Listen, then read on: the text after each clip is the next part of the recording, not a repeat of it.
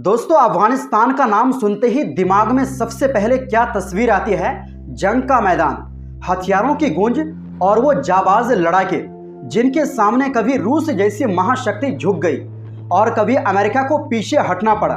इस जमीन को गुलाम बनाने की कोशिश हर किसी ने की, लेकिन नतीजा हमेशा एक ही रहा। अफगानी लड़ाकों ने हजारों दुश्मनों को मौत के घाट उतारा और उनकी लाशें इसी मिट्टी में दफन हो गई। आज का अफगानिस्तान पूरी तरह तालिबान के कंट्रोल में है। तालिबान की फौज अब उन मुस्लिम सेनाओं में गिनी जाती है जिनसे पूरी दुनिया खौफ खाती है। खासकर 2025 में उनकी ताकत जिस तेजी से बढ़ी है उसने सबको हैरान कर दिया है। इतना ही नहीं, तालिबान अब ईरान के रास्ते पर चलते हुए कई गुप्त प्रोजेक्ट पर भी काम कर रहा है जो आने वाले समय में उसे और ज्यादा ताकतवर और खतरनाक बना सकते हैं। तो सवाल यह है, आज तालिबान की फौज कितनी मजबूत हो चुकी है और क्यों कहा जा रहा है कि आने वाले वक्त में अफगानिस्तान इस्राएल के लिए ईरान से भी बड़ा सिरदर्द साबित हो सकता है। आइए इस पूरी कहानी को विस्तार से समझते हैं। दोस्तों, 2021 में जब तालिबान ने पूरे अफगानिस्तान पर कब्जा किया तब दुनिया भर में यह अंदेशा था कि अब अफगान आर्मी का नामो निशान मिट जाएगा। लोग हंसते हुए कहते थे कि ढीले कुर्ते पैजामे पहनने वाले मौलाना भला सरकार और फौज कैसे संभालेंगे। लेकिन दोस्तों, 2025 आते आते तस्वीर पूरी तरह बदल चुकी है। आज तालिबान के पास 1.5 से 2 लाख तक ट्रेंड फाइटर्स मौजूद है। इनमें से बड़ी संख्या उन सिपाहियों की है जो कभी अफगान नेशनल आर्मी का हिस्सा रह चुके थे। तालिबान ने ईरान के तर्ज पर अपनी फौज को 2 हिस्सों में बांट दिया है। पहला है इस्लामिक एमिरेट आर्मी जो शहरों और बॉर्डर की सुरक्षा देखती है। दूसरा है मुजाहिदीन एलिट यूनिट जो गुरिल्ला वार और खास ऑपरेशन में माहिर है। ये बिल्कुल उसी ढांचे पर तैयार की गई है जिस तरह ईरान की IRGC काम करती है। वो तालिबान जो कभी पहाड़ों में छुपकर हमला करता था अब बदल चुका है। आज उनके फाइटर्स मिलिट्री यूनिफॉर्म में नजर आते हैं, हाथ में GPS सिस्टम है और लड़ाई के लिए आर्मर्ड व्हीकल्स इस्तेमाल कर रहे हैं। यानी तालिबान दिन ब दिन और भी प्रोफेशनल और खतरनाक होता जा रहा है।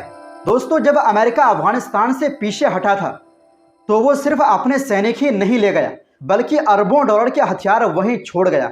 नतीजा ये हुआ कि तालिबान के हाथ लगे 75,000 से ज्यादा राइफल्स, ढेरों ड्रोन और रॉकेट लॉन्चर्स, करीब 20,000 आर्मर्ड व्हीकल्स और हाईटेक नाइट विजन डिवाइस। और दोस्तों, तालिबान ने सिर्फ इन हथियारों पर कब्जा ही नहीं किया बल्कि इन्हें चलाना भी सीख लिया है। इतना ही नहीं, अब तालिबान अमेरिकी हथियारों की कॉपी बनाकर खुद भी हथियार तैयार कर रहा है। काबुल, कंधार, हेरात जैसे बड़े शहरों में तालिबान ने कई ट्रेनिंग कैंप्स खोल दिए।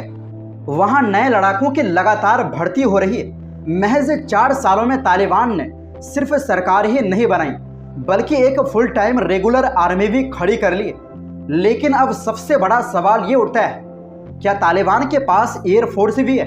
क्योंकि किसी भी देश की असली ताकत का अंदाजा उसकी हवाई सेना से ही लगता है।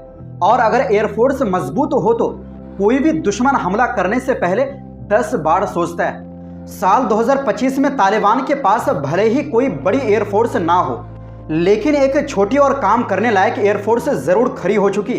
इनके पास करीब 40 एयरक्राफ्ट और हेलीकॉप्टर है। इनमें शामिल है अमेरिकी UH-60 ब्लैक हॉक, रूस के Mi-17 चॉपर्स और कुछ ऐसे फाइटर जेट्स जिन्हें कभी अमेरिकी आर्मी इस्तेमाल करती थी। अमेरिका ने जाते जाते इन जेट्स को नष्ट करने की कोशिश की थी, लेकिन तालिबान के लड़ाकों ने उन्हें फिर से चालू कर लिया। सबसे अहम बात यह है कि अमेरिका द्वारा ट्रेन किए गए कई अफगान पायलट्स अब तालिबान के साथ हैं और नई पीढ़ी के लड़ाकों को बाकायदा ट्रेनिंग दे रहे हैं।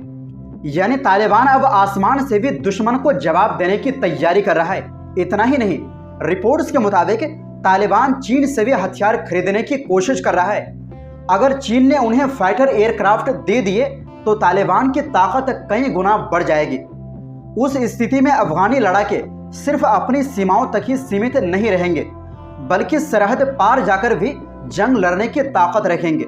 हालांकि एक बड़ी कमजोरी अब भी है, स्पेयर पार्ट्स की कमी। अमेरिका ने सख्त पाबंदियां लगा रखी ताकि तालिबान अपने एयरक्राफ्ट्स के पुर्जे आसानी से ना खरीद पाए। यही स्ट्रेटेजी अमेरिका ने ईरान के साथ भी अपनाई थी। यही वजह है कि ईरान बड़ी मिलिट्री ताकत होते हुए भी आज तक एक मजबूत एयरफोर्स खरीद नहीं कर पाया। दोस्तों 2025 में तालिबान ने GDI नाम की एक इंटेलिजेंस एजेंसी भी बनाई है। कहा जा रहा है कि पाकिस्तान की ISI और चीन इस एजेंसी को हाईटेक सिस्टम और टेक्नोलॉजी दे रहे हैं। आने वाले वक्त में यही खुफिया एजेंसी तालिबान की ताकत को कई गुना बढ़ा सकती है। अब बात करें तालिबान के रिश्तों की। पाकिस्तान अब भी खुले तौर पर उसका समर्थन कर रहा है। हाँ, बॉर्डर पर कभी कभी टकराव हो जाता है, लेकिन तालिबान को पाकिस्तान का सपोर्ट हासिल है। चीन लगातार अफगानिस्तान में इन्वेस्ट कर रहा है और रूस के साथ भी तालिबान का अच्छा खासा दोस्ती हो गया है। ईरान के साथ तालिबान के रिश्ते ठीक ठाक चल रहे हैं और भारत भले ही उसने तालिबान को आधिकारिक मान्यता नहीं दी है, लेकिन बैक चैनल के जरिए बातचीत दोनों के बीच जारी है। तो दोस्तों साफ है, तालिबान ने सत्ता संभालने के बाद सिर्फ सरकार ही नहीं बनाई, बल्कि अपनी ताकत को कई गुना बढ़ा लिया है।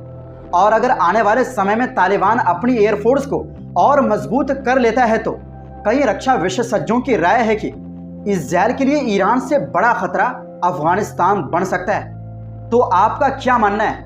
क्या वाकई तालिबान भविष्य में इस्राएल को चुनौती देने की हैसियत रखता है? अपनी राय हमें कमेंट सेक्शन में ज़रूर बताइए। और अगर आपको ये वीडियो पसंद आई हो तो इसे लाइक और शेयर करें। और अगर चैनल पर पहली बार आए हैं तो चैनल को सब्सक्राइब करना ना भूलें। धन्यवाद।